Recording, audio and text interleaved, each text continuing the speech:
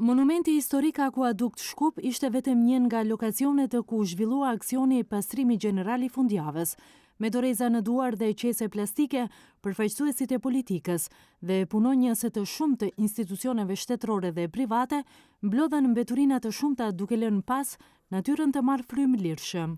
Mjedisi dhe veçanërisht monumentet të këtilla kulturore si akuadukti meritojnë respekt dhe kujdes.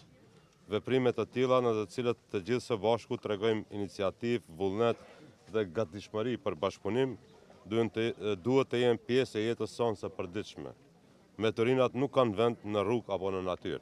Ministria e Mjedisit Jetësor dhe Planifikimit Hapësinor po punon aktivisht për krijimin e një sistemi të menaxhimit të integruar dhe të qëndrueshëm të mbeturinave. Sinqerisht më vjen keq që një nga lokacionet më të rëndësishme në Shkup është në këtë gjendje. Shpresoj që vitin tjetër do ta vizitojmë në një pamje të re, ashtu siç i ka hije dhe siç tha presidentja, një park i ri. Ndërkohë presidentja tha se gjendja e kulturës dallohet nga oborret e institucioneve.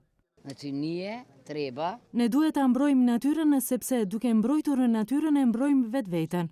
Unë propozoj që radhën tjetër të nisim nga oborri i kuvendit. E keni parë si duket oborri i kuvendit? Shpesh herë kam thënë se gjendja e kulturës dallohet nga rregullimi i oborrit para Ministrisë së Kulturës. Vullnetarët e vendas dhe të huaj thanë se nuk ka arsyetim pse qytetarët të mos i bashkohen nismave të tilla. Nuk kam arsyetime, nuk është bukur të jetojmë në mbeturina.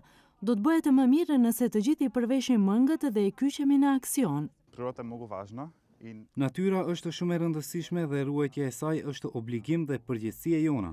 Çdo hap dhe aksion i vogël nga ana jon na drejton në diçka të madhe dhe ndryshimi fillon nga ne.